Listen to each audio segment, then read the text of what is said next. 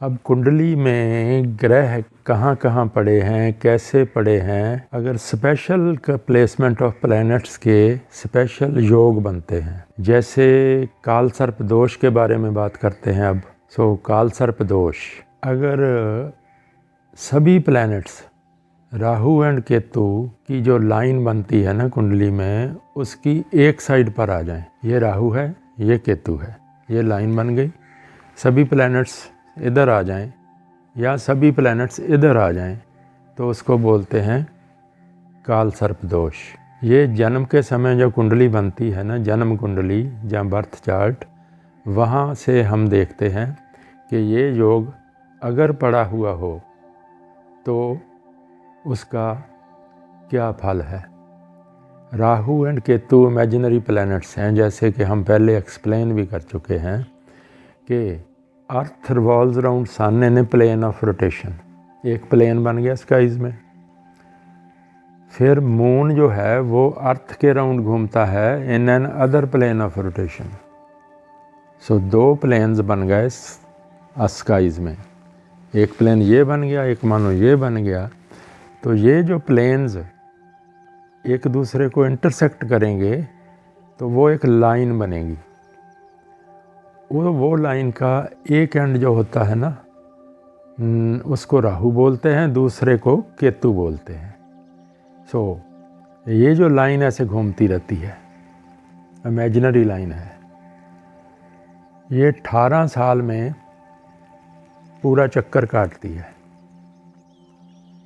इसीलिए राहु एंड केतु दोनों 18 साल में एक चक्कर काटते हैं। अगर ये जो लाइन बनी है उसके एक साइड पर सभी प्लैनेट्स आ जाएं तो उसको बोलते हैं काल सर्प दोष।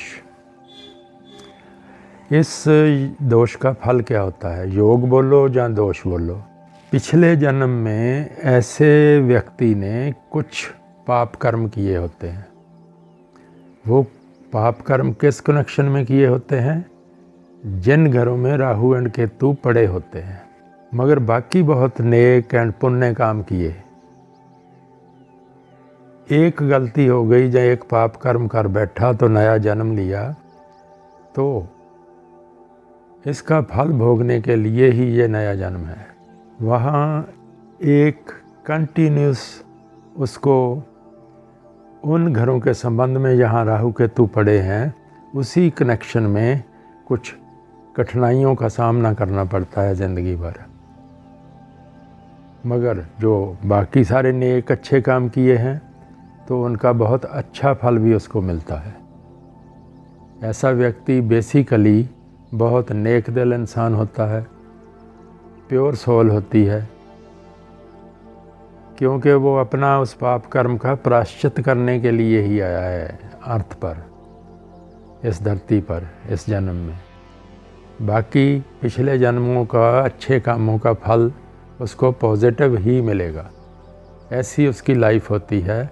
ये चीज़ हम देखते हैं, अगर किसी कुंडली में पड़ी हो तो उसका जो है उपाय बाद में क्या करना है, सल्यूशंस क्या हैं, उसकी जो कठिनाइयाँ उसकी ज़िंदगी में आती हैं ताकि वो मिनिमम हो, उसकी सफरिंग मिनिमम हो।